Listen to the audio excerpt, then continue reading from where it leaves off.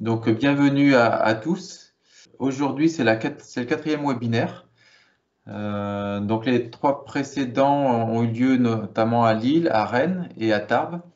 Et aujourd'hui, donc, on va voir les activités dans un premier temps du laboratoire de l'Institut Pascal de Clermont-Ferrand. Et donc, nous allons commencer par la présentation des activités de l'équipe. Et cette présentation sera faite conjointement par Sébastien Girard et Pierre Bonnet. Et ensuite, on attaquera la présentation thématique.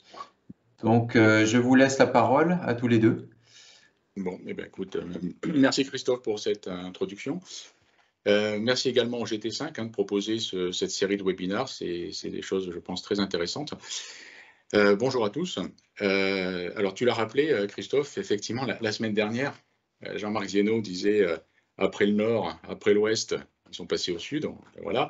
Et bien, cette semaine, on est au centre avec donc une présentation des activités, on va dire des orientations recherche de l'équipe CEM de Clermont. Alors,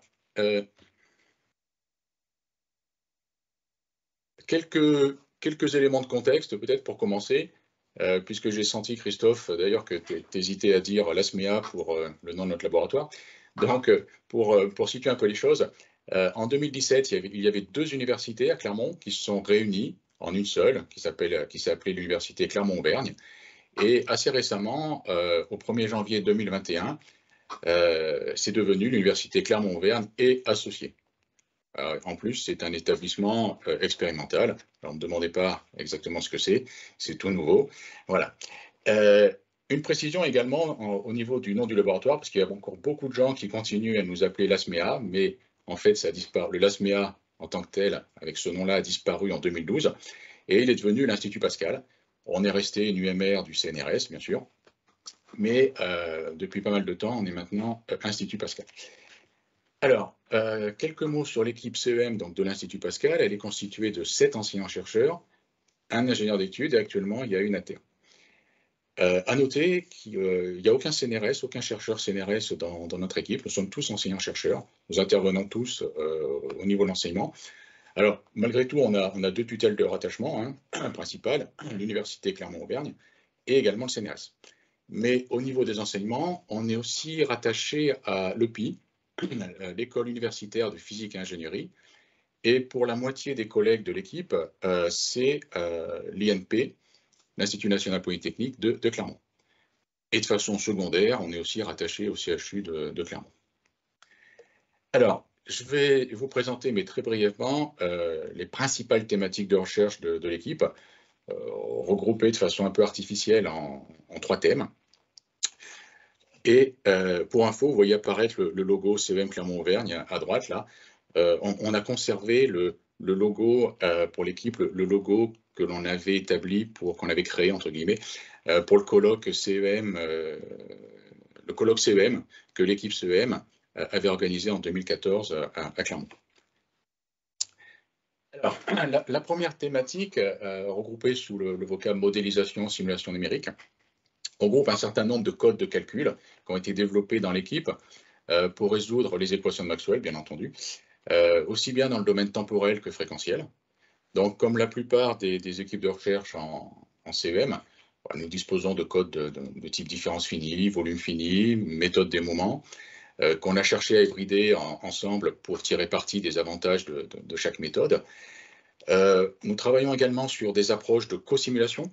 Alors, on devrait plutôt dire des méthodes de simulation collaborative, avec un focus sur des approches temporelles asynchrones, qui sont intéressantes car elles permettent de faire des simulations complètement déconnectées dans le temps, sans qu'on ait besoin de faire des échanges, comme on fait classiquement dans des co-simulations temporelles, des échanges à chaque pas de temps. Et puis, plus récemment, avec l'accueil d'un nouveau collègue dans l'équipe, il y a un développement sur des méthodes numériques modales. Et je vais notamment illustrer juste celle-ci, pour prendre un exemple. Comme vous le voyez sur cette animation, avec ces méthodes modales, on a pu designer ce qu'on appelle une métasurface diélectrique, en l'occurrence ici, puisqu'elle est constituée de 44 tiges diélectriques de valeur un epsilon R de 12. Et avec une méthode d'optimisation inverse, la largeur et puis la position de ces tiges a été optimisée de façon à créer une lentille plate, diélectrique, qui va permettre, comme on le voit sur l'animation ici, de focaliser le champ en un certain point de l'espace. Hein, par rapport à une onde plane incidente, on va obtenir une amplification de l'ordre de 25, par exemple.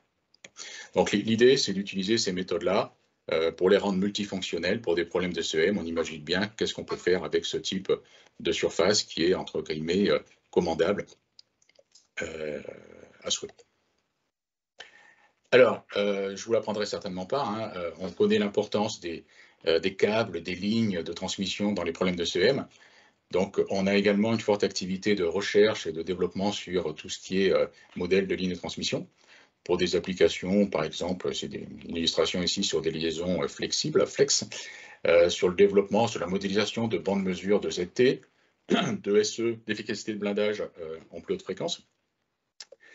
On utilise également des lignes de transmission pour faire des études dites de diagnostic filaire, hein, où on va rechercher à détecter, localiser, caractériser des défauts dans des lignes de transmission, associées à des méthodes basiques de réflectométrie ou plus évoluées avec des réseaux de neurones, par exemple, ou du retournement temporel.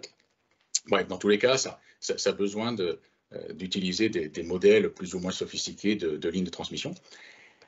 C'est également utilisé pour faire des prédictions, des modèles semi-analytiques de pénétration du champ dans des cavités, de calcul d'efficacité de blindage, donc encore une fois, dans des cavités métalliques, avec ou sans perte, disposant d'ouvertures plus ou moins complexes. Et ces approches semi-analytiques sont très intéressantes, hein, parce que on les avait un peu laissées tomber, mis de côté à Clermont, comme beaucoup de collègues, je pense. Malgré tout, pour peu qu'elles soient suffisamment précises, ça va vous donner des tendances du comportement de votre système. Et puis, c'est des approches qui permettent facilement de faire des études paramétriques ou de faire des études statistiques.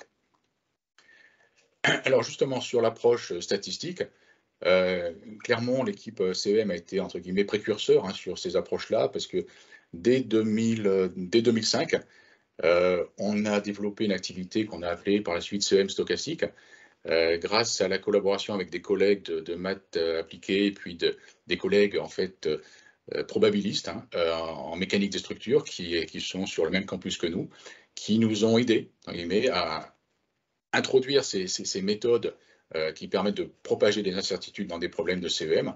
Je pense à des méthodes comme la colocation stochastique, les méthodes de polynôme KO, qui sont des méthodes très efficaces, on va dire, voilà,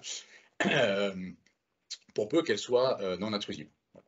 Ces méthodes-là, on les a aussi adaptées pour faire ce qu'on appelle de l'analyse de sensibilité, hein, pour pouvoir estimer l'impact des différents paramètres aléatoires de votre système CEM sur des observables plus ou moins complexes qui vous intéressent. Avec ses collègues probabilistes, on a également pas mal travaillé sur des études de probabilité de défaillance de systèmes CEM également, relativement à un seuil de défaillance que vous vous donnez. Et toute la difficulté de ces études-là, alors il y a beaucoup de méthodes qui existaient entre guillemets sur étagère, hein. Après, toute la difficulté consiste à les adapter entre guillemets à des problèmes de CEM. Et en l'occurrence, dans le cas de la probabilité de défaillance, ce qui est plus difficile sans doute, c'est de calculer des probabilités de défaillance extrêmement faibles, hein, de l'ordre de 10-4, 10-5, voire 10-6. Alors, un autre sous-thème ici, là, celui qu'on pourrait qualifier d'identification de source, de contrôle des ondes. Je ne vais pas en dire plus parce que ça fera l'objet de la présentation scientifique juste après. Une deuxième thématique qu'on regroupe sous la CEM en électronique de puissance, hein, avec par exemple le contrôle innovant de convertisseurs de puissance, grâce à l'utilisation d'une modulation vectorielle. Ces approches-là ont permis, par exemple, dans le cadre des véhicules électriques ou hybrides, d'augmenter le rendement de l'ordre de 5% et surtout de diminuer fortement les perturbations de mode commun. Alors, ça fait l'objet de développement de bandes de caractérisation et cette étude-là, qui s'est étalée sur plusieurs années, a a conduit au dépôt de plusieurs brevets. Alors plus récemment, dans cette thématique-là, on retrouve des choses un peu dans l'air du temps, j'allais dire, qui concernent la recharge statique, mais aussi dynamique, hein, lorsque la voiture va rouler, en l'occurrence par résonance magnétique à fort couplage, avec plusieurs défis scientifiques, hein, notamment au niveau du design des inducteurs, puisqu'on va rechercher des facteurs de qualité élevés pour avoir un couplage le plus efficace possible, le plus rapide derrière. Et puis, les collègues de l'équipe qui sont impliqués dans ce projet ont pour objectif aussi de réduire les rayonnements électromagnétiques dans ce type de problématique. Troisième aspect, ce qu'on a appelé le bioélectromagnétisme. Alors là, c'est encore plus vieux, hein, puisque depuis 2003, en collaboration avec des biologistes, des botanistes, des médecins, avec le CEA Grama aussi, on a beaucoup travaillé sur ces aspects-là, mais également des industriels. On a utilisé nos moyens CEM, notamment des moyens d'essai, pour illuminer un équipement sous test qui est du vivant. Voilà, donc on a commencé à travailler sur des plants de tomates, mais pas seulement. On a utilisé une très grande variété de modèles vivants, en partant de la petite plante au milieu, là, c'est plante fétiche, le modèle fétiche des botanistes, hein, Arabidopsis thaliana, mais on a aussi travaillé sur des rosiers, des choux, plein de choses, des levures, et également des cellules, quelquefois des cellules humaines. On a également utilisé une grande variété de stimuli, hein, que ce soit en CW, en pulsé, en impulsionnel. On a été amené à développer des applicateurs de champ, parce que la problématique principale, généralement en bioélectromagnétisme, hein, qui concerne la partie CEM, on va dire, c'est de s'assurer de l'homogénéité la plus grande possible du champ qui va frapper votre système vivant, et de maximiser également le couplage, parce qu'on s'est aperçu que le couplage, le champ qui était couplé dans le modèle vivant était souvent très faible. Voilà, donc ça demande pas mal de travail de modélisation, hein. Oui, les observables aussi, bon, depuis 2003, ces études-là sont toujours en cours, hein. On a toujours des collaborations avec des collègues biologistes et des médecins. C'est le choix des observables. Qu'est-ce qu'on regarde pour essayer d'identifier l'effet potentiel d'un champ? Donc on a regardé beaucoup de choses au niveau physiologique, au niveau de la croissance, au niveau des gènes, au niveau des marqueurs de stress, au niveau des mitochondries, etc. Et comme je disais juste avant, oui, j'ai mis une petite figure numérique ici, parce qu'en fait, tous ces thèmes-là, on les a artificiellement séparés, mais enfin, ils se nourrissent mutuellement les uns des autres, hein. Typiquement, voilà, pour les études de bioélectromagnétisme, on a souvent besoin de faire de la simulation numérique, ne serait-ce que pour essayer d'avoir une estimation du champ à l'intérieur de votre système vivant, hein, vérifier l'homogénéité, le couplage, et puis également, ce qu'on demande souvent dans ces études-là, c'est d'être capable d'avoir une estimation du DAS, du SAR. Donc, c'est souvent gourmand en approche numérique, également pour lorsqu'on cherche à développer des applicateurs comme celui qui est en haut à gauche. Alors, quelques mots sur on en parlait en préambule, hein, avant le lancement à proprement parler du webinaire, sur le master CEM qui est adossé à l'équipe de recherche, à moins que ce soit l'inverse. Et on le disait, effectivement, c'est, à ma connaissance, hein, le seul master en France qui soit 100% dédié à la CEM. Alors, il a été créé par Françoise Palladian en 1996, hein, l'année de la directive européenne. Et à l'époque, bon, il s'appelait DESS, CEM des systèmes industriels. Et au fil des réformes successives, notamment en 2005, il est devenu master mixte. Alors mixte, ça voulait dire à l'époque recherche et appliqué. Master recherche et appliqué ou industriel, je ne sais plus. Bon.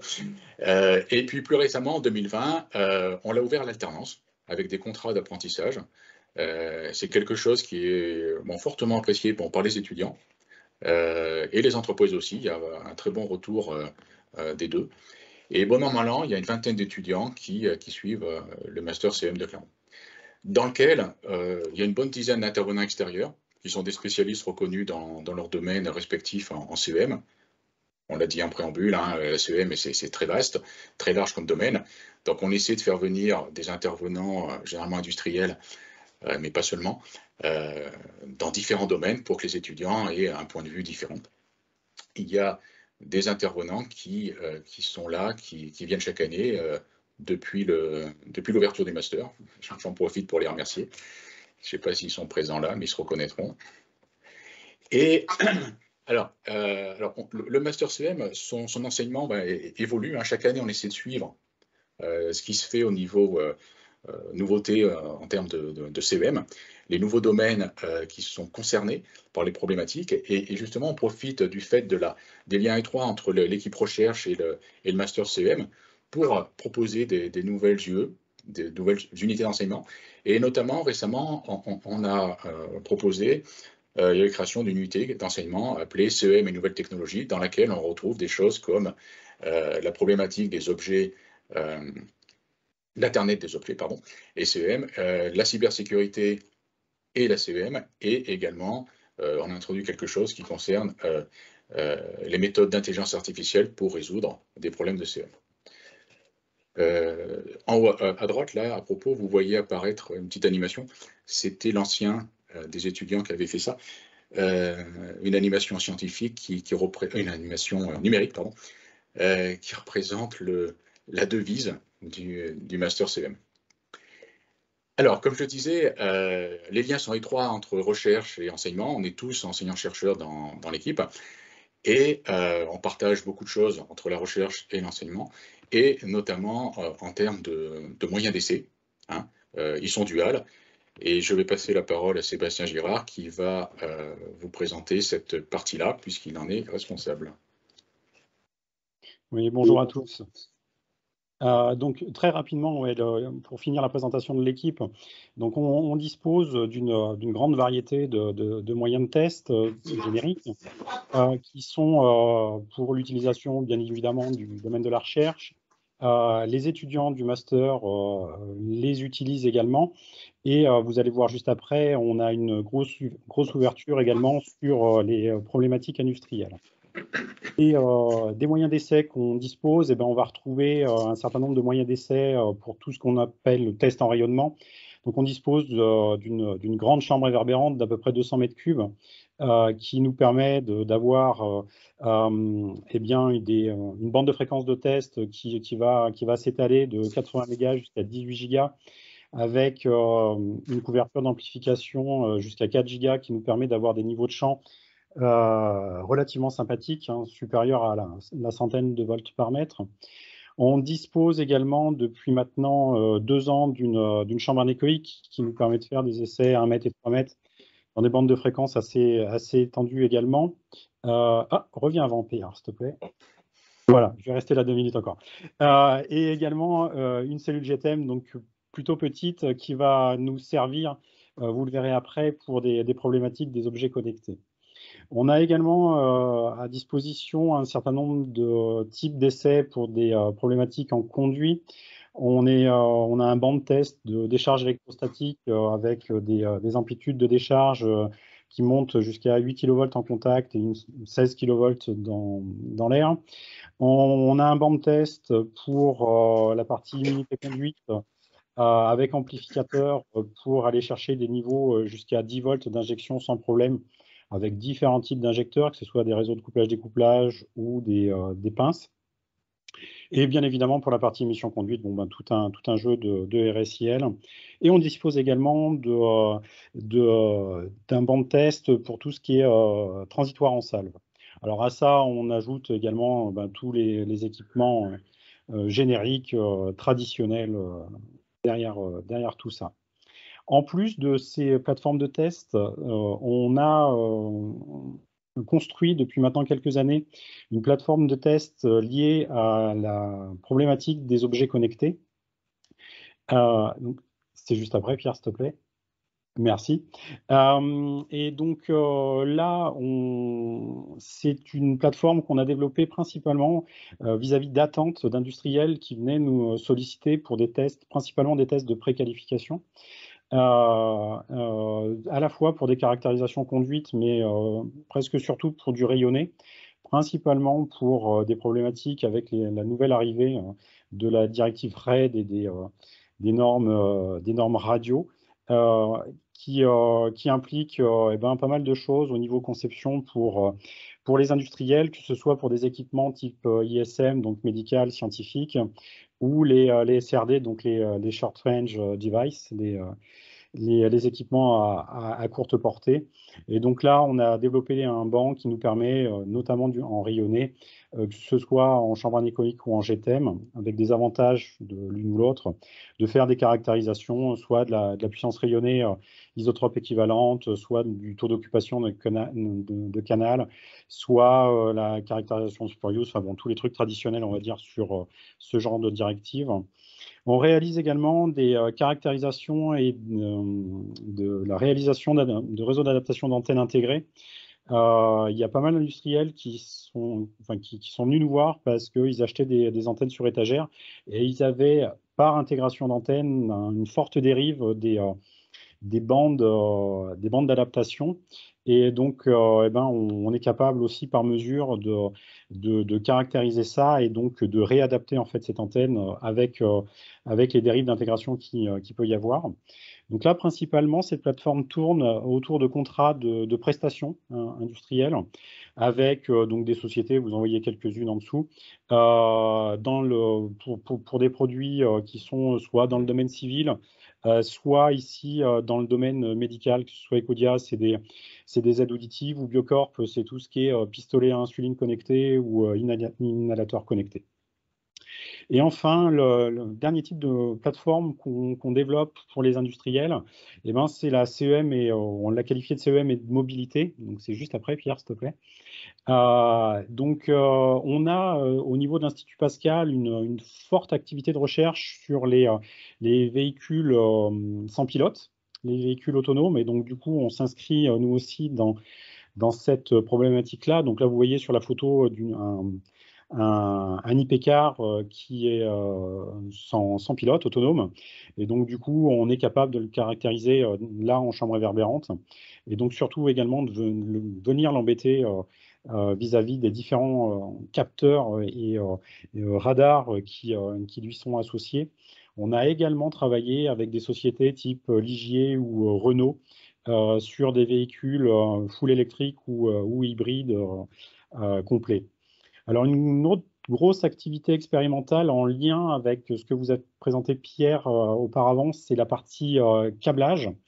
Donc, on a une activité de recherche numérique sur la partie impédance de transfert et efficacité de blindage. On a cependant, d'un point de vue mesure, donc on est capable de réaliser, et on a réalisé un certain nombre de qualifications d'efficacité de blindage de câbles, que ce soit pour l'automobile, l'aéronautique ou Ariane pour ne citer que, soit pour du SE, soit pour de la ZT avec des bandes de ZT, soit triaxiales, soit fil d'injection, en fonction du type de blindage qu'on veut caractériser. On caractérise également les gaines de blindage et leurs connecteurs associés là-dessus. On a aussi une expérience sur de l'aide à la décision sur le type de blindage à utiliser, notamment du blindage stressé. Donc on travaille et on a aidé à développer des fabricants de tresses pour optimiser leur blindage. Et du coup, on a développé des logiciels analytiques qui nous permettent un petit peu d'optimiser le type de gaine associé au type d'utilisation qu'on veut avoir derrière. Et pour finir, en lien encore avec la partie CEM de puissance, on a également des bons de test, notamment des bons de test sur des convertisseurs de puissance, donc on est plutôt sur la partie haute tension, mais également des composants. Et donc là, principalement pour le domaine automobile, via Lear, IBS ou Punch Powertrain qui font principalement de l'intégration ou du développement de convertisseurs, et également pour le ferroviaire, via Hitachi Rail qui est à côté de chez nous. Alors là, pour la partie mobilité électrique, on va travailler un petit peu sur des contrats de prestation, mais surtout sur des contrats de collaboration. Donc là, des contrats qui ont, on va dire, une durée beaucoup plus longue, et donc on va émarger sur des projets, et on va marger très tôt sur des projets d'aide à la conception de produits via de l'expérience et du retour de mesures derrière. Donc voilà ce qu'on pouvait dire très rapidement sur nos activités expérimentales au niveau de l'équipe CEM de l'Institut Pascal. Je ne sais pas si tu veux faire une pause, Christophe, à ce niveau. Oui, merci à tous les deux. J'avais coupé mon micro. Merci à tous les deux pour cette présentation multi-thématique de l'équipe CEM. Donc avec des recherches très diversifiées, que ce soit côté numérique ou expérimental. Donc on a le temps pour une ou deux questions avant d'enchaîner sur la présentation thématique de Pierre. Il y a une question de Jean-Marc. Oui, bonjour. Merci pour cette présentation. En fait, c'est sur déjà, j'ai peut-être deux questions, un peu de fond. Sur les outils numériques qui sont très importants pour comprendre, modéliser, vous avez donc une maîtrise des outils numériques, hein, je vois, à la fois par vos propres codes et sans doute des codes commerciaux. Qu'est-ce que vous conseillez aujourd'hui comment adapter, par exemple, moi, alors je prends mon cas de l'électronique de puissance qui tend de plus en plus vers les hautes fréquences. Quel code serait le plus approprié, commercial ou méthode numérique? Voilà, un peu vu votre expérience. Alors, si on revient sur les codes numériques, alors effectivement, on a nos propres codes recherche, d'accord, qu'on maîtrise effectivement, qu'on adapte à des problématiques particulières. On a également des codes commerciaux. Actuellement, on a CST et puis FECO, et FECO à travers la suite, c'est Altair maintenant. Voilà. Et alors, en revanche, on a abandonné depuis plusieurs années, comme la majorité des labos universitaires, l'ambition, entre guillemets, de concurrencer des codes commerciaux. C'est pas possible. Bon, donc en clair, nos codes, par exemple, c'est des codes recherche, des codes maison, qu'on maintient pas dans l'optique de les distribuer, de proposer des licences. À ma connaissance, il y a peu de gens qui font ça, peu d'universitaires, mais c'est très bien. Ça maintient une concurrence, entre guillemets, avec une alternative avec les codes commerciaux, mais c'est très difficile. Hein. Comme je disais, il n'y a pas de chercheurs CNRS à plein temps chez nous. Donc, les codes recherche, alors, ça c'est pour répondre à la première partie de la question. Hein. Ensuite, en fonction de votre problématique, ça dépend si c'est du 3D, s'il y a des structures filaires, s'il y a des électriques, si c'est haute fréquence, si c'est quelques fréquences.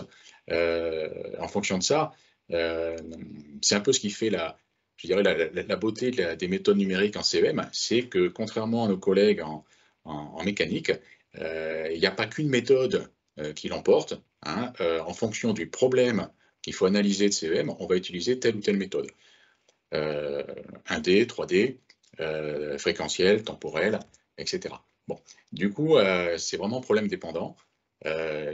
Sans faire de la pub pour les codes commerciaux, vous trouvez des choses très bien, qui sont très bien faites dans les codes commerciaux. Bon, simplement, il faut y mettre le prix. Après, si vous avez une problématique très précise, ça vaut le coup de vous adresser à des labos universitaires, Clermont, mais pas seulement, hein, pour faire un développement spécifique, recherche, qui sera optimisé pour votre problématique. Hein. Typiquement, nous, c'est comme ça que l'on travaille. Hein. Après, depuis plusieurs années maintenant, j'allais dire, on est obligé de prendre des codes commerciaux, ne serait-ce que pour le volet enseignement, parce que c'est difficile pour un étudiant qui sort du master CEM de ne pas mettre dans son CV connaissance de CST, par exemple, pour ne citer que celui-ci. Et du coup aussi, peut-être par rapport aux industriels qui, eux, vont plus avoir des codes commerciaux s'ils peuvent se le faire et pouvoir les utiliser. CST aussi, ma question c'est un peu CST, moi je trouve que CST pour l'instant, mais je n'ai pas trop c'est un bon compromis qui permet de faire des choses académiques. Et voilà, hein, non, je sais pas, voilà. Bon, attendez, je veux pas m'attirer des soucis avec. Ils nous font un bon prix, CST, mais on n'a pas que CST. Non, mais les leaders du marché, vous avez CST, HFSS, vous avez FECO, vous en avez quelques autres aussi. Hein. Je ne vais pas tous les citer, qui sont un peu moins connus, mais qui sont plus spécifiques, on va dire. Après, votre question, c'était quoi finalement? C'est aussi l'impact sur les étudiants pour leur système, on va dire, et aussi sur les industriels qui puissent. Oui, mais alors attention. Voilà. Les étudiants, en tant qu'étudiants, ils ont droit à une version d'évaluation étudiante qui est limitée en nombre d'inconnus, qu'ils peuvent utiliser sans doute dans le cadre de leur stage industriel. Quand ils sont en stage dans l'industrie, ils ont accès aussi à distance aux licences CST que l'on a pour l'enseignement, mais aussi dans l'équipe. C'est une licence CST full, hein, mais qui peut être utilisée que dans un cadre académique.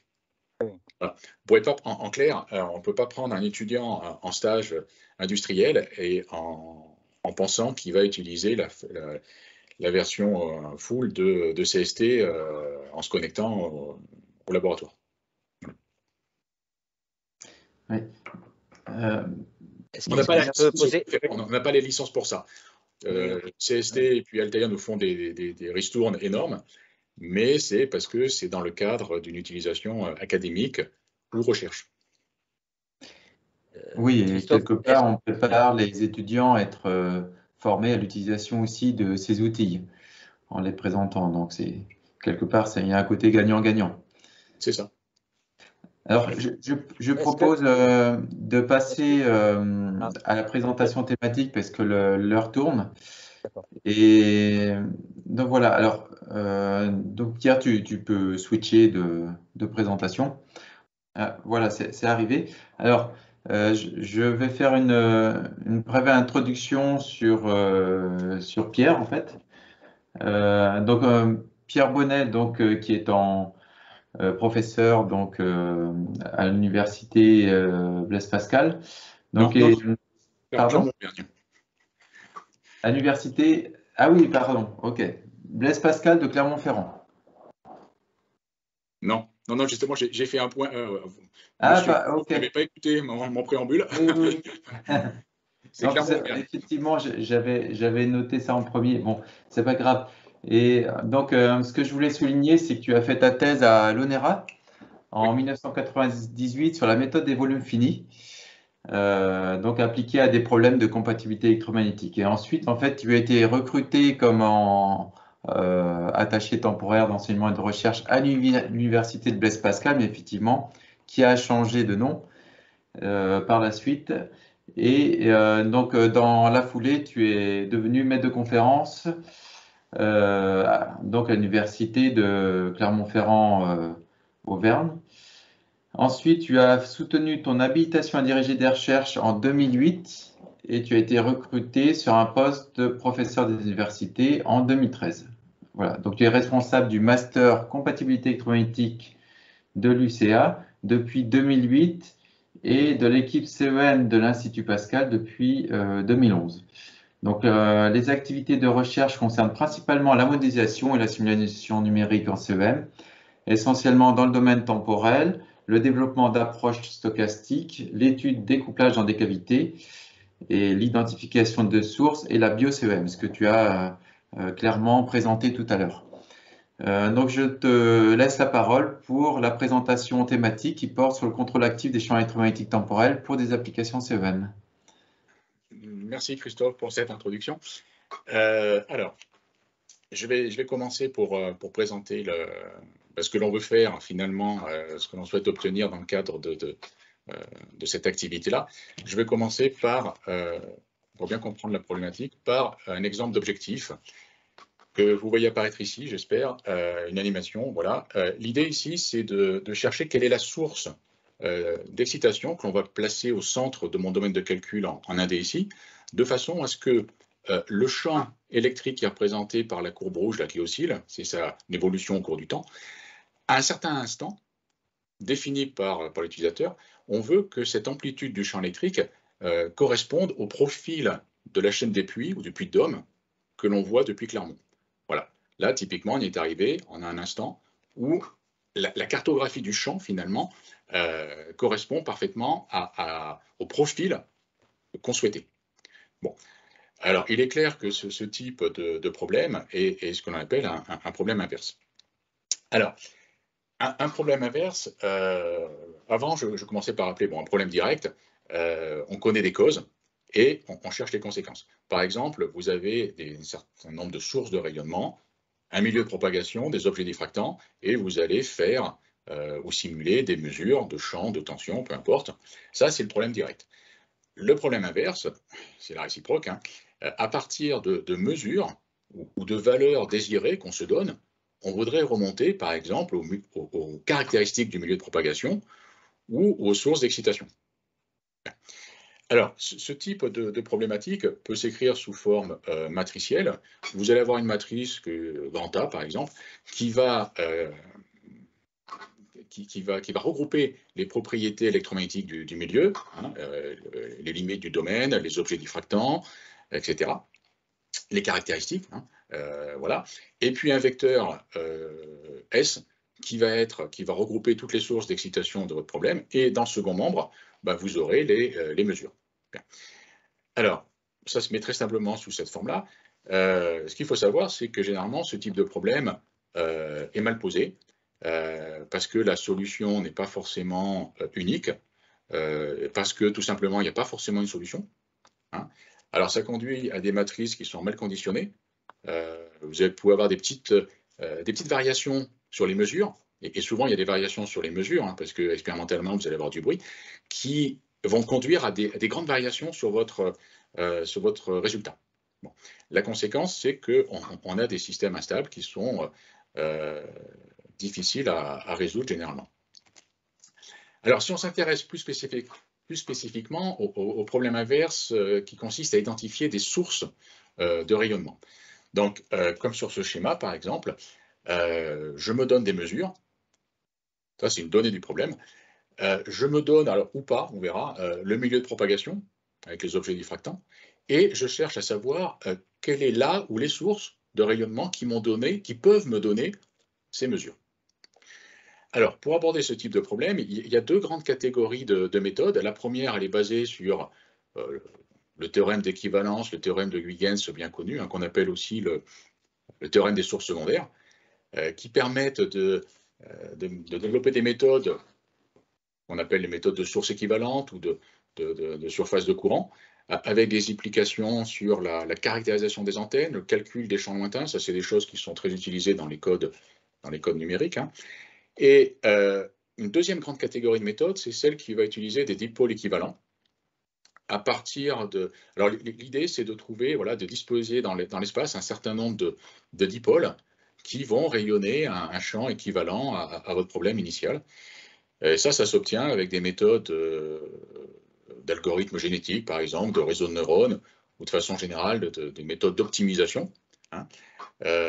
On peut aussi utiliser, on trouve des choses à partir de développement en harmonique sphérique, avec les mêmes applications que précédemment, et également aussi, dans le premier cas aussi, je pense, mais plutôt avec développement en harmonique sphérique, ça permet de calculer des mutuelles inductances. Bien. Donc, alors, ces méthodes marchent. Simplement, si le problème que l'on se pose, c'est de trouver une seule source équivalente à un rayonnement souhaité, qu'en plus cette source elle soit temporelle, généralement les méthodes c'est plus développé en fréquentiel, et en une seule position donnée, ces méthodes-là, à ma connaissance, ne sont pas adaptées. Alors, pour résoudre ce type de problème, on peut faire une inversion directe avec les problèmes que j'ai cités précédemment. On peut aussi recourir à des méthodes qui s'appellent de contrôle optimal d'équation différentielle partielle, qui sont des méthodes relativement efficaces, mais qui sont un peu théoriques et assez difficiles à mettre en œuvre, qui nécessitent souvent la connaissance du milieu de propagation. Et puis surtout, ces méthodes-là, elles marchent dans le domaine fréquentiel. Dans le domaine temporel, pour résoudre ce type de problème, il y a une méthode très élégante, basée sur le retournement temporel, qui a été proposée il y a maintenant une dizaine, peut-être un peu plus d'années, qui est une méthode qui a eu un certain développement et puis certains succès, hein, parce qu'elle est simple à mettre en œuvre. Il n'y a pas besoin formellement de modéliser le milieu de propagation. Elle consiste en deux mots, en deux phases. Dans la première phase, vous allez, avec une surface de Huygens, récupérer le champ, le rayonnement de source contenu dans un volume donné, l'enregistrer temporellement, et dans une deuxième phase, si vous êtes capable de retourner chronologiquement le champ, les tensions que vous avez enregistrées, pour peu que le milieu soit réciproque, c'est-à-dire que l'équation d'onde est invariante par rapport au temps, à ce moment-là, l'onde, entre guillemets, va revivre sa vie passée et venir se focaliser au niveau des sources, là il n'y en a qu'une, mais plusieurs, des sources qui lui ont donné naissance dans la première phase. Alors ça, c'est la théorie. Il y a quand même quelques limitations, parce qu'il faut que le milieu donc, soit invariant par rapport au temps, donc il ne faut pas qu'il y ait de perte, sinon vous avez une dérivée première dans l'équation d'onde et c'est foutu. En théorie, il faut utiliser une surface de Huygens, donc englober totalement les objets diffractants. En pratique, ce n'est pas forcément évident. Et puis surtout, ça va marcher à un instant donné, un instant de focalisation, et puis pour des positions données. Si vous respectez ces limitations, ces contraintes, ben, vos tâches de focalisation ne seront plus parfaites, hein, elles vont un peu s'étaler, ça va baver et ça va nettement moins marcher. Un autre souci, finalement, c'est que, alors, si vous êtes dans un milieu qui est fortement réverbérant, vous aurez plus de chances d'avoir un fonctionnement attendu de votre application de retournement temporel, parce que vous allez pouvoir bénéficier des réflexions multiples. Bien. Et à ce moment-là, vous pouvez vous passer, vous n'êtes pas obligé de prendre une surface de Huygens parfaite, on peut prendre certains points de réception. Mais du coup, si vous avez droit, par exemple, comme sur cet exemple, cette animation, dans les deux cas, j'ai les mêmes objets diffractants, ce sont les petites barres noires, et puis je veux focaliser en un point de l'espace, par la méthode du retournement temporel. La question qui peut se poser, si j'ai droit à une source représentée par la Croix-Rouge, à quelle position de l'espace, si j'ai le choix, je la mets, hein, sachant que je vais... Généralement, on souhaite obtenir une focalisation la plus importante possible. Donc, on le voit sur ces deux animations parallèles. Voilà, elles vont s'arrêter au moment de l'instant de focalisation. Et on voit qu'à droite, la position de droite est plus intéressante puisque la focalisation est plus importante que lorsqu'on plaçait la source à gauche. Bien. Alors, par rapport à toutes ces limitations, bon, soi-disant, c'est des approches qui marchent relativement bien. On a quand même cherché à Clermont une approche alternative, plus générale, notamment par rapport aux pertes, par rapport à la position optimale des sources, et une approche, on va dire, dans sa philosophie qui se veut pragmatique, un peu comme le retournement temporel, pour résoudre le même type de problème, c'est-à-dire un problème inverse d'identification de source dans le domaine temporel. Alors, je vais donc vous présenter la méthode que l'on a baptisée LCCF à travers une présentation didactique pour comprendre j'espère que ça sera compréhensible, ça dépendra de moi, je pense surtout, la méthode. Alors, imaginez que ce que j'ai représenté en haut, c'est l'axe du temps, et à l'origine des temps, j'ai une source sous forme d'un Dirac, peu importe, qui va émettre un champ qui va se propager dans un domaine donné. Et on va enregistrer le champ, représenté voilà, en un dé ici, suivant l'axe des X, entre deux limites. Il y a une source de rayonnement quelconque, peu importe, qui va émettre à l'origine des temps un Dirac. Bon. Et on relève le champ, la cartographie de champ dans ce domaine, à un instant que j'appelle T cible. Ça va donner par exemple ceci. Si maintenant je refais la même chose, mais ma source d'excitation, mon Dirac, au lieu de le faire émettre à l'origine des temps, je le fais émettre décalé de delta t. Et si j'enregistre la cartographie du champ spatialement, toujours au même instant t cible, bien entendu, on va avoir une nouvelle cartographie de champ. Même chose, si je fais un décalage de 2 delta t, je refais la manip, j'aurai une nouvelle cartographie de champ. Bien. Maintenant, si je souhaite obtenir une certaine cartographie de champ, repensez par exemple à l'exemple introductif, le profil du puits de Dôme, je veux que mon champ, l'allure du champ spatialement, il suive une certaine cible donnée, à un instant donné. c'est ce que je me donne en noir ici. La question que je me pose, c'est comment utiliser ces 3 cartographies de champs, une combinaison linéaire de ces 3 cartographies de champs pour obtenir la cible souhaitée en noir. Je regroupe ça dans un vecteur que j'appelle S, qui utilise S0, c'est la bleue, la rouge et la verte. Bien, pour cet exemple très simple, je pense qu'on peut assez facilement voir que si on utilise simultanément la source bleue moins la rouge plus la verte, c'est-à-dire un vecteur S1 moins 1, 1, si vous faites la somme du bleu moins le rouge plus le vert, vous allez obtenir la cible souhaitée. Donc c'est une solution à mon problème, mais on peut s'apercevoir de façon triviale également que si vous faites 2 fois l'amplitude du champ bleu, vous obtenez la cible souhaitée. Et puis 0 et 0, la rouge et la verte. Alors, cette méthode, alors 2 choses. On voit que pour obtenir la cible souhaitée, on va faire une combinaison linéaire de cartographie de champs. C'est pour ça qu'on a baptisé la méthode LCCF pour Linear Combination of Configuration Field. Et deuxième enseignement, on le voit sur cet exemple basique, c'est que la solution n'est pas unique. Bon, c'est en ce sens que je dis qu'on a cherché une méthode simple, assez générale, comme on va le voir, et en étant pragmatique, c'est-à-dire que du moment qu'on a une solution, on va dire qu'on est content. Voilà. Sans être capable, a priori, de dire que voilà, pour le problème posé, la cible souhaitée, on aura une solution ou pas, ou plusieurs. Du moment qu'on a une solution qui répond à notre problème, on l'utilise. Alors, j'entre un peu plus, mais pas trop dans les détails non plus, sur la théorie de la méthode, et pour la comprendre de façon assez aisée, à partir d'un exemple.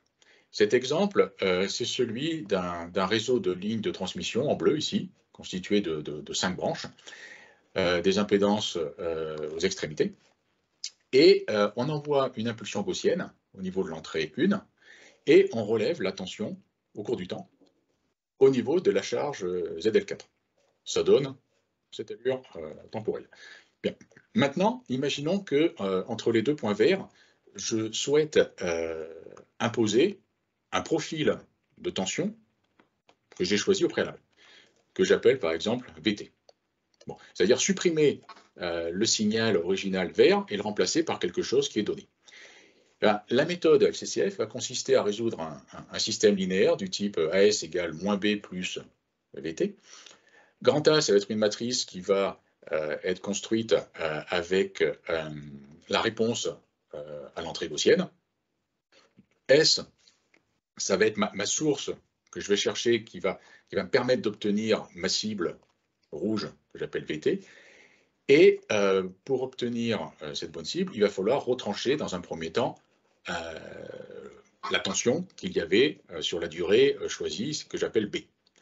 Donc, en résumé, l'impulsion gaussienne initiale, elle va fournir le signal vert entre les 2 instants, que j'appelle B. L'idée de la LCCF, c'est de trouver une source qui va nous fournir comme tension dans cet instant-là, une tension moins B plus V de T.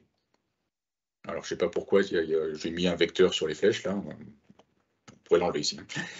Alors, du coup, on voit aisément que si à la gaussienne initiale, on ajoute ce nouveau signal, le résultat, c'est qu'on aura juste la tension VT souhaitée. Bon, ça, c'est la description de la méthode de façon très, très sommaire. Hein. Pour plus de détails, j'invite ceux qui sont intéressés par l'approche d'aller regarder la publication qui s'inscrit en bas. Oui, c'est peut-être un peu petit, mais bon, je pourrais envoyer les références éventuellement. Alors, finalement, on se retrouve avec un système linéaire à résoudre. La matrice A n'est pas forcément carrée, donc on va commencer par la multiplier par sa transposée. Et ensuite, pour éviter les problèmes d'instabilité, on va utiliser une régularisation de type Tikhonov, en rajoutant une valeur suffisamment petite, mais pas trop non plus sur la diagonale, pour aboutir finalement à ce système qui est encadré en rouge. Alors, on peut généraliser tout de suite l'approche en cherchant à contrôler la tension sur cet exemple-là en différents points de notre système, en l'occurrence un réseau ligne de transmission ici. Du coup, plus on aura de positions à contrôler, plus, à chaque fois, il faudra construire une matrice en relation avec cette nouvelle position. Et on peut générer encore plus en utilisant pas simplement une seule source de contrôle, mais plusieurs. Bon, ça va augmenter la taille de la matrice. On aura un vecteur de plusieurs sources, avec éventuellement plusieurs objectifs dans le temps, pas forcément aux mêmes instants, pas forcément sur les mêmes durées, ça marche aussi. Voilà. On peut également ajouter des contraintes dans la résolution de ce système, comme on va le voir juste après à travers des exemples. Alors, une première application, je conserve cet exemple de ligne de transmission, et dans lequel, alors il y a les caractéristiques en haut à droite, hein, okay, j'envoie une gaussienne toujours au niveau de la première entrée, et je vais relever la tension en 2 points. Au niveau des 2 croix rouges, j'obtiens deux tensions en fonction du temps qui sont bien entendu différentes. Okay, il y a des réflexions qui se produisent dans le réseau. Et mon objectif pour cette première application, ça va être de chercher à annuler la tension au niveau de ces 2 points du réseau électrique sur les durées représentées par les bandes violettes. Vous voyez que sans rien faire, il y a une certaine tension qui n'est pas nulle. L'idée, c'est, grâce à une source calculée par la méthode FCCF, être capable d'annuler la tension entre les 2 barres verticales pointillées. Donc, on le voit, après la gaussienne, je vais renvoyer une source calculée par la méthode FCCF, qui, effectivement, sur le premier point, va me permettre, c'est la courbe en bleu, d'annuler la tension entre les 2 instants que j'ai choisis.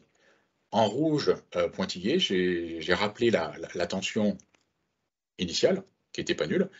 Et pour le deuxième point d'observation, même chose, entre les 2 instants préalablement choisis, qui ici étaient les mêmes, mais de façon générale, ils auraient pu être différents, on a bien annulé la tension en ces 2 points sur, alors pas un instant donné, mais sur une durée prédéfinie. Alors, vous noterez au passage que si on contrôle la tension en ces 2 points sur ces 2 durées, en revanche, à l'extérieur de cette zone de contrôle, la tension est quelconque, on ne la contrôle pas. Et ce n'est pas la même c'est pas la même que celle que l'on avait initialement, on le voit plus sur cet exemple, entre la courbe rouge pointillée et la courbe bleue. Bon, c'est logique, hein. Le fait d'imposer une tension particulière sur une durée va faire que, en dehors de cette durée-là, il va y avoir également des modifications. Alors, la source qui a été trouvée par la méthode pour obtenir ce résultat-là, on la voit en rouge, et on constate que c'est pas une source triviale, hein, c'est relativement compliqué. Et ce qui est intéressant aussi, c'est que son amplitude, par rapport à la gaussienne initiale qui avait une amplitude de 1 volt, c'est du même ordre de grandeur. Un deuxième type d'application auquel on a songé pour cette méthode, qu'on a baptisé Software Correction, toujours dans le cadre d'un réseau de lignes de transmission, dans lequel on injecte toujours une gaussienne d'1 volt, ce qui pourrait être autre chose, hein, c'est vraiment pour illustrer. Et on relève cette fois-ci aux 2 extrémités, 4 et 5, les tensions, en fonction du temps. Imaginons maintenant que pour une raison ou pour une autre, il y ait un défaut qui apparaisse au niveau d'une extrémité, en l'occurrence la 2 ici, son impédance de charge passe de 50 ohms à 20. Cette modification, bien entendu, va avoir des conséquences sur les tensions au niveau des 2 extrémités. C'est ce qui est représenté sur les 2 figures du bas. Le signal rouge, c'est quand le réseau, entre guillemets, est sain, et quand il y a, on peut l'appeler un défaut, qui apparaît, bien entendu, on voit nettement la modification sur les tensions. L'application de la méthode FCCF va permettre, dans ce cas-là, de trouver une source à rajouter au signal incident, de façon à compenser totalement l'effet de ce défaut sur mes 2 observables. Comme on le voit sur les figures, en rajoutant la source qui est celle qui apparaît en rouge ici, on retrouve quasiment parfaitement le signal sain, quand bien même il y a un défaut qui est apparu dans le réseau. Alors, la méthode ne permet pas de détecter le défaut, ni de le localiser. Finalement, elle permet ici, sur cette application-là, de le compenser. Un autre exemple d'application, sur un réseau plus compliqué de lignes de transmission multifilaires, donc vous voyez ici qui a été fait sous CST Cable. On parlait des codes commerciaux tout à l'heure, on a CST Cable dans la suite, voilà, donc on l'a utilisé ici, avec cette configuration-là, alors qui n'est pas forcément réaliste, hein, mais qui a été prise pour maximiser les réflexions, avec ce type de câble. On a envoyé deux gaussiennes à travers deux générateurs, G1 et G2, et ce qui est représenté à droite, c'est la diaphonie qui est récupérée au niveau de la charge R ici. Bon. L'idée de la LCCF, comme précédemment, ça va être de chercher un signal qui va permettre de supprimer en partie ou totalement la diaphonie. En l'occurrence, la source trouvée par la méthode LCCF ici est représentée en bleu sur ce graphe. C'est quelque chose qui a une allure relativement simple, je veux dire, mais encore une fois qui n'est pas trivial. On s'en doute, hein, pour un réseau relativement complexe comme ceci, avec toutes les réflexions qu'on peut avoir, la diaphonie qui se produit entre les câbles n'est pas forcément simple. Et dans cet exemple, on avait choisi de supprimer la diaphonie sur la période rouge, représentée par la barre horizontale rouge ici. Et c'est le cas, ça marche. Alors, il faudrait zoomer, il y a quand même quelques petites oscillations. C'est pas parfait, mais par rapport au signal là, qui est au-dessus, ça a drastiquement supprimé les couplages.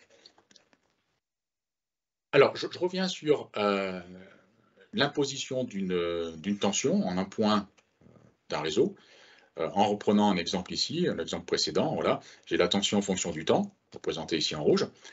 Et si je souhaite donc imposer sur une période, sur une durée, on va plutôt parler de durée, sur une durée donnée qui est représentée par la partie en violette ici, et je vais imposer ces trois arches de sinus. Voilà. La méthode va pouvoir nous trouver une source qui est donnée par le graphe en rouge, qui va répondre à l'objectif. On le voit en bas à gauche, hein, avec cette source injectée à la suite, ou en même temps, pardon, en même temps que la gaussienne initiale, on arrive à obtenir l'objectif imposé. Bien. Plusieurs remarques quand même, c'est que, comme précédemment, on voit qu'en dehors de cet objectif, les amplitudes ne sont pas contrôlées, elles peuvent être relativement fortes par rapport à la tension initiale. Et deuxième remarque, c'est que la source trouvée par la méthode, on voit qu'elle est très chahutée. Et en vue d'une application, d'une mise en pratique expérimentale, ça peut être compliqué éventuellement d'arriver à suivre ce signal qui est relativement rapide. Donc l'idée, en vue encore une fois, de mettre en œuvre la méthode expérimentalement, jusqu'à présent je vous ai montré que des résultats de simulation numérique, on peut songer à utiliser un filtrage a posteriori, c'est-à-dire une fois qu'on a trouvé la source par la méthode LCCF, faire un filtrage avec des méthodes classiques. Hein. Là, ce qui a été utilisé de mémoire, ça va être une moyenne glissante sur un certain nombre de points, de façon à lisser un petit peu le signal trouvé par la LCCF pour lui donner une tête plus sympathique pour pouvoir l'utiliser expérimentalement. Et en utilisant ce signal lissé, filtré a posteriori, on voit qu'on atteint toujours l'objectif, peut-être un petit peu moins bien, mais on n'est pas si loin, bien qu'on ait fait un filtrage relativement fort. Alors, on peut songer à faire mieux, c'est-à-dire à faire un filtrage a priori. C'est-à-dire qu'on va chercher une source par la méthode LCCF pour obtenir l'objectif qu'on s'est donné, en intégrant des contraintes. Des contraintes, par exemple, de ce type, hein, on fait la somme de deux valeurs consécutives dans le signal source, ça va revenir à lisser le signal. Et ces contraintes, on peut facilement les mettre sous une forme matricielle, on va augmenter notre système. La matrice sera carrée ou pas, ça dépend de ce qu'on fait, hein, mais on pourra toujours la rendre carrée en prenant la transposée. Et on résout le système, on va obtenir un signal LCCF qui va être filtré a priori, c'est celui qui est représenté en bleu clair, qui va être beaucoup plus doux comme signal que les précédents. Et c'est un signal également, comme on le voit en bas à droite, qui va permettre d'atteindre l'objectif assigné pour l'attention au point choisi. Alors, si on récapitule, j'avais 3 signaux obtenus par la LCCF. Le signal brut, il permet d'atteindre l'objectif avec une précision très bonne. Si on fait un filtrage a posteriori, on va également atteindre l'objectif, mais on va le dégrader un petit peu, hein, la précision va être plus faible. En revanche, si on fait un filtrage a priori, on va trouver une source différente qui va également répondre à nos attentes en termes d'objectifs, avec une précision cette fois-ci plus grande. Donc, premier type de contrainte que l'on peut imposer sur le signal que l'on cherche. Deuxième type de contrainte, à partir d'un nouvel exemple, hein, sur la durée représentée par les 2 barres verticales en pointillé, je souhaite imposer, pour ma tension, le sinus bleu. Pour ça, on applique la méthode LCCF, elle va nous fournir un signal. Le premier signal brut, ça va être le signal que j'appelle petit s, rouge, qui va être un signal relativement chahuté, qui permettrait d'atteindre l'objectif, comme on le voit, je vais montrer les 3 en même temps, voilà. Ça permet d'atteindre l'objectif, ok. Simplement, encore une fois, il est très bruité. Si j'applique la contrainte précédente, c'est-à-dire je rajoute une contrainte a priori en termes de lissage, finalement, je vais obtenir un autre signal qui est quand même assez différent, c'est le signal en bleu, qui également va permettre d'atteindre la cible souhaitée. En revanche, en vue d'application expérimentale, il se peut que l'amplitude du signal trouvé par la méthode soit trop important, par exemple. Bon. Donc, on a cherché à rajouter comme contrainte des contraintes sur l'amplitude du signal que l'on va chercher. Donc, exemple ici, on souhaite que le signal obtenu par la LCCF soit compris entre -1 et 1. C'est le signal marron, S tilde, voilà, dans lequel il y a aussi des contraintes de lissage, mais sur lequel on rajoute aussi une contrainte en lui disant, voilà, il ne faut pas dépasser la limite inférieure -1 et +1. On voit que sur le graphe de droite que ce signal permet également d'atteindre l'objectif, alors avec une précision sans doute moins grande, parce que plus on va rajouter de contraintes, plus on va s'éloigner a priori de la solution, de la cible souhaitée. C'est ce que je viens de dire, voilà, c'est indiqué dans ce tableau. Quand on regarde la précision par rapport à la cible souhaitée, plus on rajoute de contraintes, plus la précision sera faible. Mais on le voit bien quand même malgré tout, surtout si on fait ça en vue d'application expérimentale, on voit bien que dans ce cas-là, le résultat est tout à fait convenable. Donc, après avoir fait ces préambules, on va dire, au niveau de la méthode, pour lui imposer des contraintes, on est en mesure de passer à l'expérimental. Vous voyez ici une photo sur un réseau filaire que l'on s'est construit. Le matériel utilisé, un générateur de signaux arbitraire, un oscilloscope pour mesurer la tension en point de sortie qu'on a choisi. Premier exemple, si on veut contrôler la tension en un point, avec une source initiale qui est à gauche représentée par, on a choisi une double gaussienne pour changer, et le signal, la tension reçue à une extrémité du réseau, en fonction du temps, est donnée par le graphe de droite. L'objectif ici, c'est sur une certaine durée, imposer une forme gaussienne pour la tension.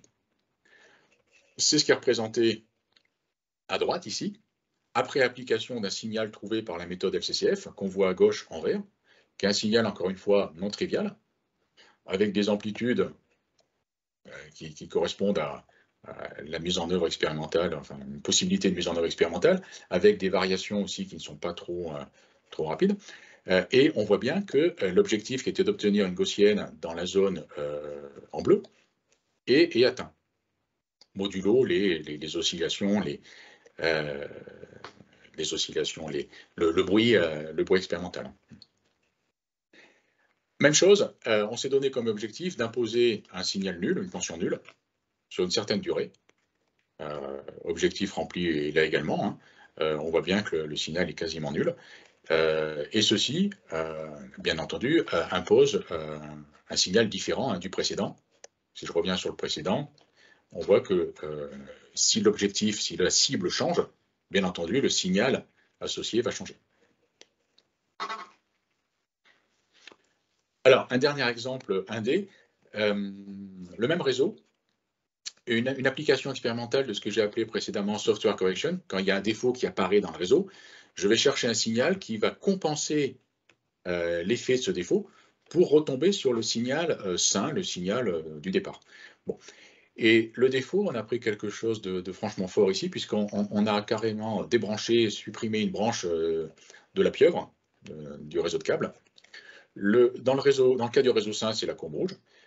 Quand j'enlève, je débranche une partie, on voit l'impact qui est relativement fort, hein, avec la courbe bleue qui est très différente de la courbe rouge. En revanche, en appliquant un signal obtenu par les SCCF, on retombe quasiment sur le signal sain, de la même façon qu'on l'avait montré sur des cas numériques. Et pour obtenir ce signal corrigé, voici par exemple, à titre informatif, le signal de correction, on va dire, qu'il faut rajouter au signal incident. Alors, pour finir, un cas expérimental 3D qu'on a réalisé dans le cadre d'une collaboration avec nos collègues toulousains du laboratoire Laplace, qui travaille toujours, je pense, sur le contrôle 3D, contrôle spatial de plasma. Et pour ça, ils ont une manip sympathique qui, dans une cavité vide, en tout cas sous très faible pression, un TOR, avec du gaz argon, ils cherchent à amorcer, initier du plasma en différents points de l'espace à partir de champs électriques forts, suffisamment forts pour pouvoir initier du plasma. Alors, pour ça, ils ont commencé à utiliser alors, la cavité, voilà, c'est le carré au centre. Et puis, il y a une cavité annexe ici, dans laquelle il y a une antenne qui va émettre des micro-ondes de forte puissance, de façon à générer des champs forts à l'intérieur.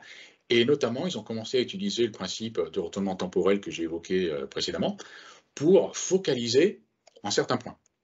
Alors, ces points, c'est les sources d'émission dans la première phase. Et ces sources d'émission, ils les obtiennent avec des antennes micro-ondes. On en voit deux ici.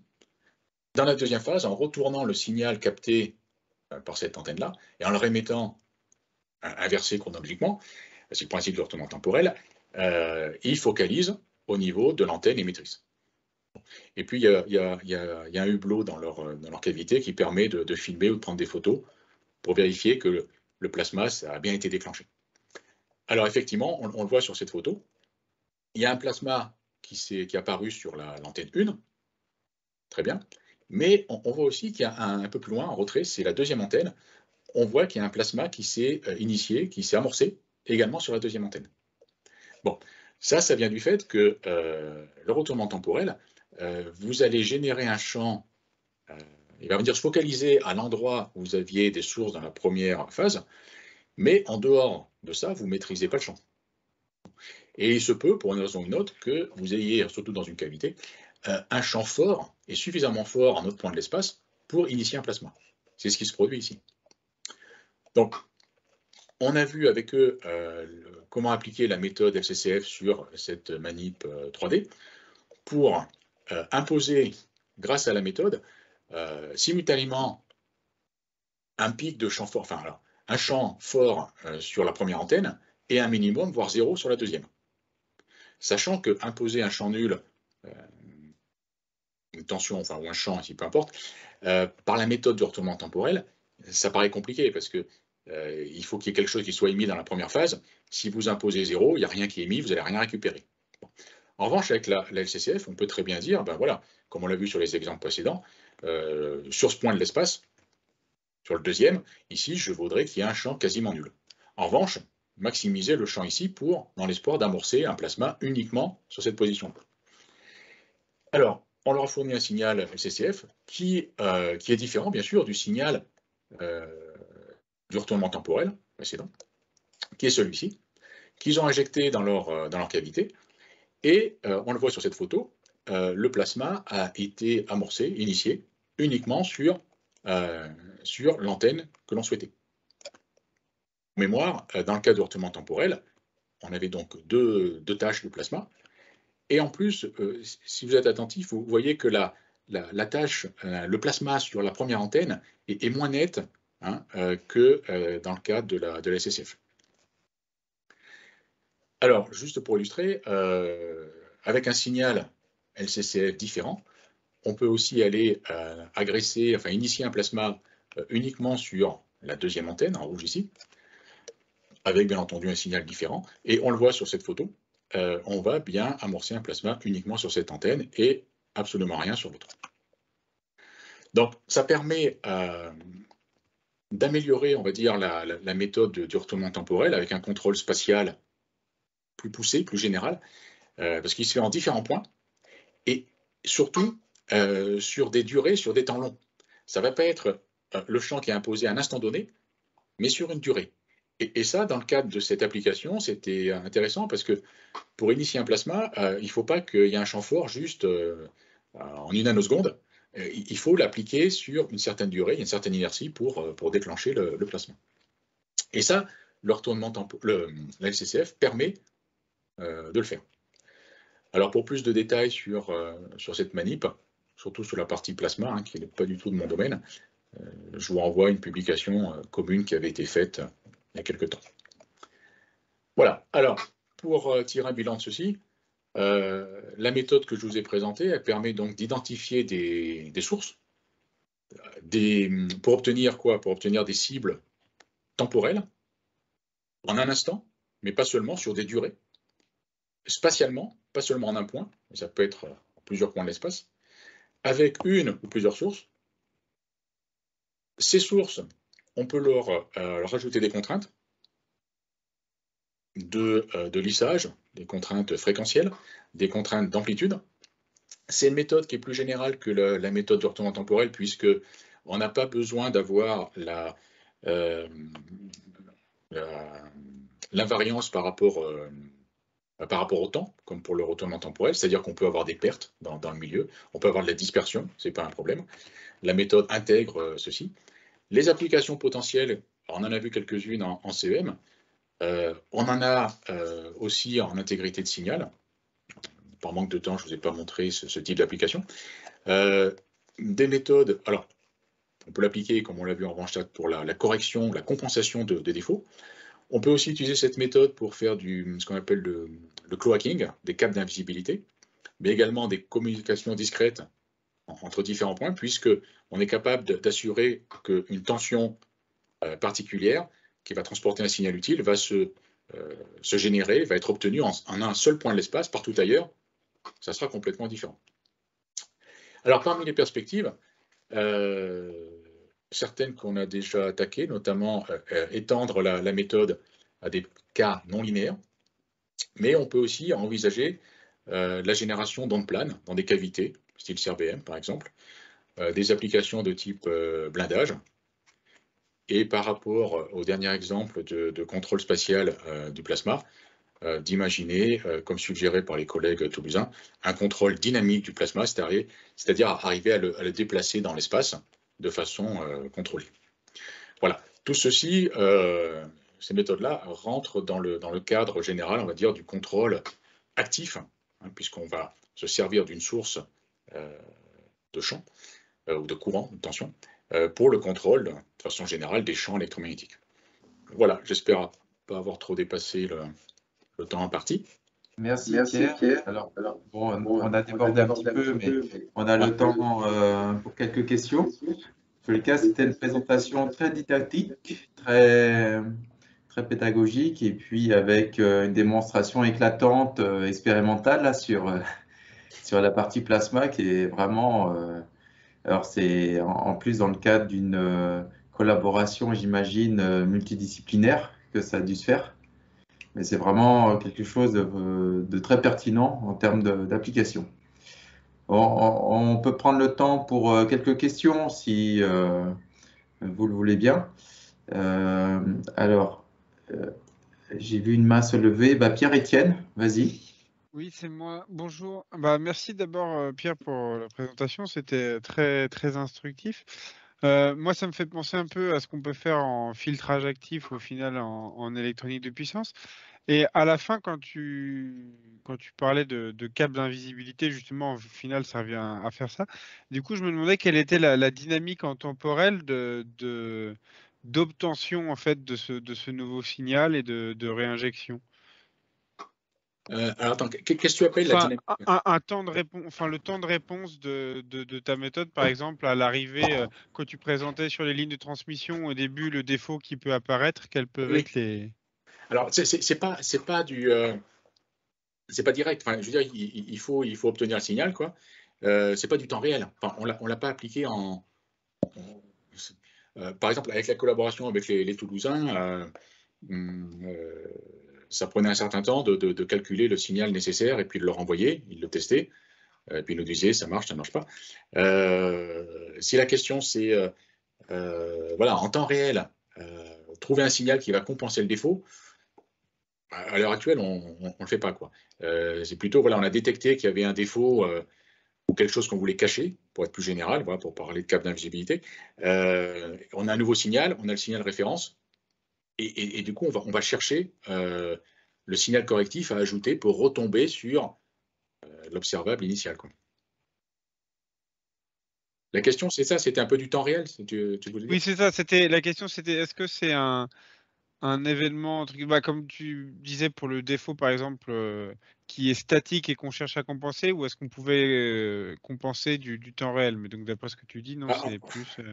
on peut, par exemple, on peut pas, à mon avis, ça serait difficile de compenser du bruit.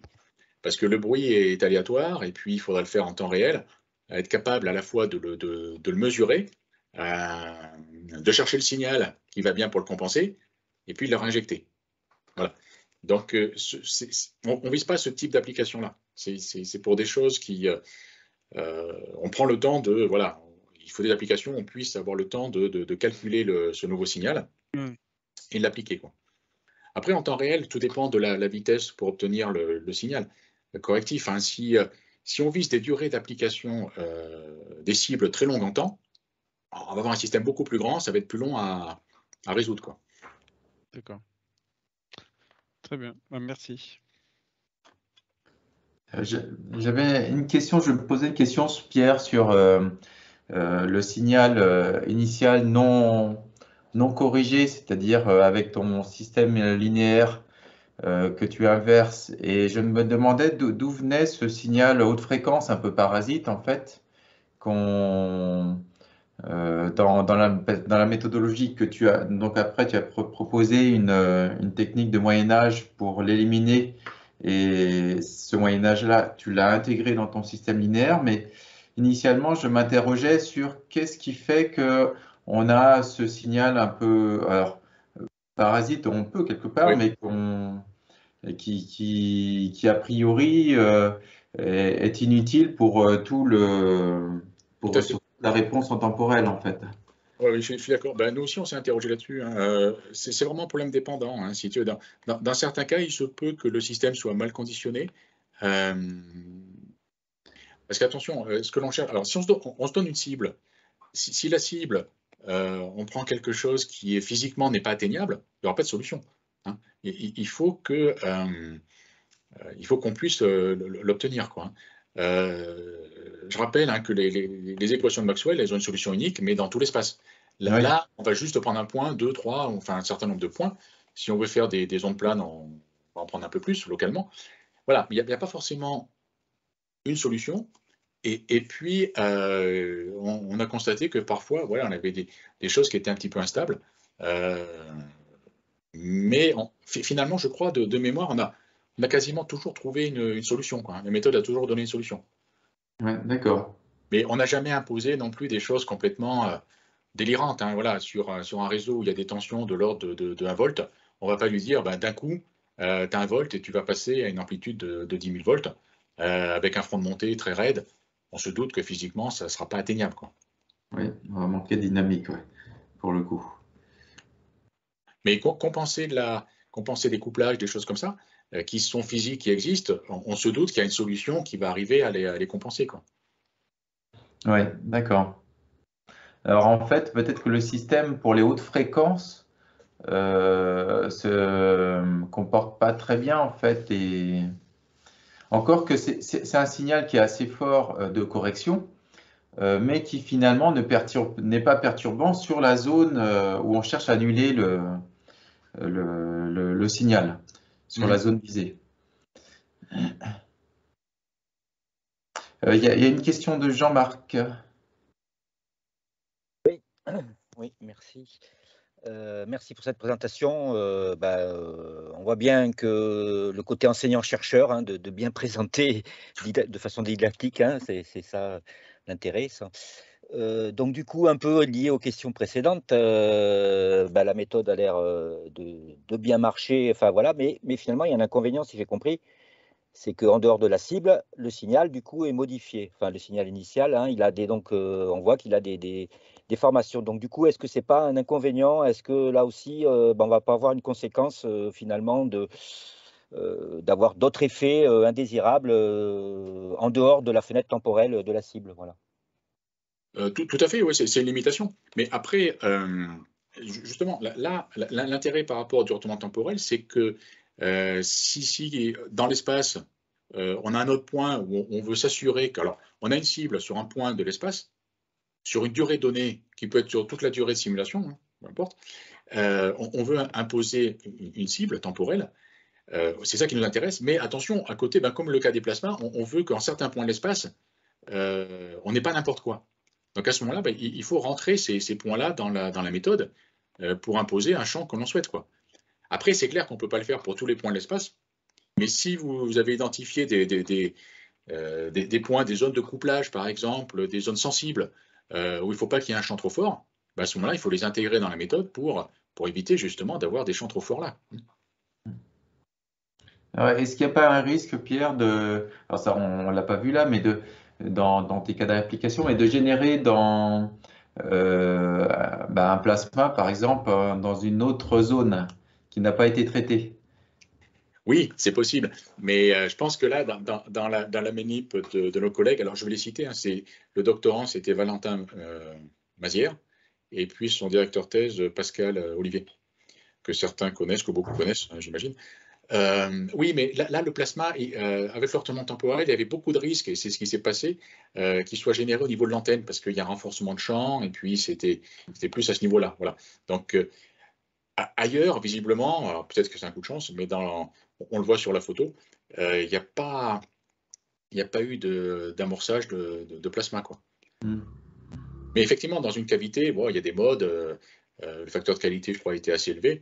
Il peut y avoir des champs forts.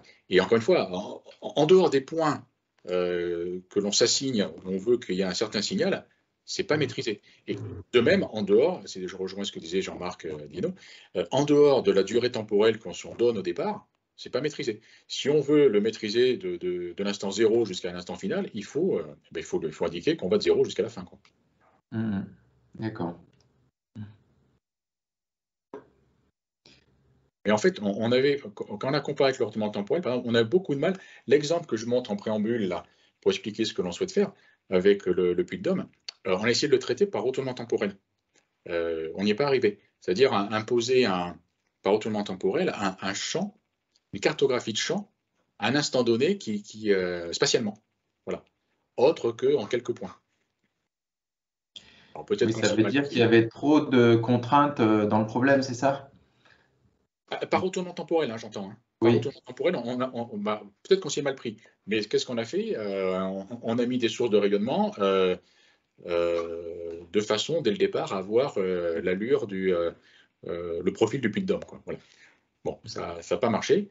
Et puis, on s'est dit, mais oui, c'est pas forcément facile. Par exemple, quand on veut imposer 0, c'est clair que dans la première phase du retournement temporel, c'est difficile d'imposer 0 parce qu'on ne va rien capter. Mhm. Bon, de la même façon, spatialement, le dernier exemple que j'ai montré, c'était un exemple spatial, c'était pas juste un profil, c'était en 2D, avoir une certaine structure. On y arrive bien aussi. Chose qui est difficile par retournement temporel. Alors, il pourrait aussi y avoir des applications pour tout ce qui est sondage de sol. Bon, sous condition sans doute de connaître les caractéristiques du sol, mais ça permettrait en fait d'aller viser très clairement une zone dans le sol en fait où on voudrait ou peut faire un balayage après, mais au moins on pourrait contrôler la zone où on va maximiser le champ dans le sol et peut-être ainsi faciliter, augmenter la dynamique pour essayer de détecter des cibles ou des Mais changements effectivement, de caractéristiques. on n'avait pas pensé à cette application-là. Vous voyez des applications en cyber-électromagnétisme où on veut agresser un système en des points très précis, en envoyant du champ fort localement. Mais effectivement, on est parti là-dessus parce que c'est l'imitation que j'ai présentée du retournement temporel. Si vous avez droit, si on se donne quelques points quelques antennes uniquement, parce qu'en pratique, c'est difficile de respecter le théorème de Huygens, d'avoir une surface complètement fermée qui entoure les objets diffractants. Et donc, du coup, si on a droit à quelques sources, la question qu'on va tout de suite se poser, c'est où les positionner spatialement pour obtenir la focalisation la plus importante possible, quoi. Voilà. Chose que l'on ne se pose pas avec la SCCF, on ne se pose pas ce type de questions parce que on part d'une position donnée et pour cette position-là, on intègre les objets diffractants autour, la position de la source et on cherche l'amplification maximale. Alors, tu avais présenté, Pierre, le cas d'une application là, avec une petite topologie de câble avec le rajout d'une impédance de 20 ohms là. Mhm. Alors ça, typiquement, c'est une correction qui nécessiterait du temps réel. Alors là, effectivement, bon, c'est démonstratif ce que tu as fait, mais sur un signal émis en permanence, il y aurait une difficulté sans doute à maintenir la correction. Ou je me trompe? Tu veux dire, attends, parce que bon, ça on s'amusait à faire ça, on a pensé à cette application-là parce qu'à côté, on faisait des recherches sur détection de défauts par réflectométrie. Ouais. Après, donc, du coup, c'est des défauts qui apparaissent dans des câbles liés au vieillissement, à de l'usure, etc. Donc, c'est quelque chose qui, c'est pas forcément du temps réel, parce que à un moment donné, on va avoir le câble, par exemple, on peut avoir ou un court-circuit ou un câble qui se coupe même. Alors attention, si le défaut, si par exemple le défaut c'est un circuit ouvert entre la source et le point d'observation, c'est clair qu'il n'y a rien qui bouge pas. Oui, bien sûr. Ouais. Mais voilà, si, comme dans l'exemple que j'ai donné expérimental, on a un court-circuit ou on a un câble qui est débranché, un défaut qui apparaît, et pour X raisons, parce que imaginons, je ne sais pas, que le câble est dans un satellite et on ne peut pas aller le réparer, mais si on peut envoyer un signal pour dire, ben voilà, malgré le fait qu'on a perdu un morceau du réseau, il pose des problèmes au niveau de la réception d'un signal utile, on peut arriver à le compenser, quoi. Voilà. Mais oui, bien compris. On ne fera pas ça en temps réel, quoi. Si c'est un défaut intermittent, voilà. Les défauts intermittents, non. Ouais. J'ai bien compris, mais sur un défaut définitif, on va dire, qui est permanent, en fait, la correction dépend quand même du signal émis. Si Oui. si tu changes de la forme de ton signal émis, tu dois adapter ta correction. Oui. Et c'est dans ce sens-là où je me pose la question sur une correction dans le temps, en fait, dans la durée, où on n'a pas forcément la maîtrise du signal qui est injecté. Donc, c'est le cas sur les câbles, en fait. D'accord, on n'a pas ça. Alors, du coup, il faut être capable à intervalles réguliers, d'être capable d'enregistrer le nouveau signal qui a été modifié, quoi, pour pouvoir adapter au fur et à mesure, voilà, le signal de correction. D'accord. Si c'est une dérive relativement lente dans le temps, si on est capable de faire des acquisitions, voilà, le nouveau signal qu'on le reçoit, il a été modifié après quelques jours, ou je ne sais pas la durée, à ce moment-là, on va calculer un nouveau signal de correction. Ça c'est tout à fait envisageable. En revanche, encore une fois, oui, si c'est un signal, un défaut, ce qu'on appelle les défauts intermittents, non, là, ça va être très difficile. Oui, là, je comprends bien. Oui. Non, mais déjà, sur un défaut permanent qu'on a détecté, c'est déjà, comme tu dis, hein, sur un satellite. Si on peut trouver une solution en injectant un signal donné, en fait, ça permet de maintenir d'allonger la durée de vie du système, hein. Donc ça, c'est vraiment un point important en fait. Ok, donc alors je sais pas, est-ce qu'il y a une autre question? Donc j'en vois pas d'autres. Donc je pense, Pierre, qu'on va s'arrêter là pour cette Oui, session. surtout on a bien dépassé. Oui, Mais c'est que voilà, mais c'était c'est très intéressant. passionnant, donc on n'a pas osé de raccourcir la présentation. Merci. Bien, merci Pierre pour cette belle présentation. Et je vous remercie tous et toutes pour votre participation.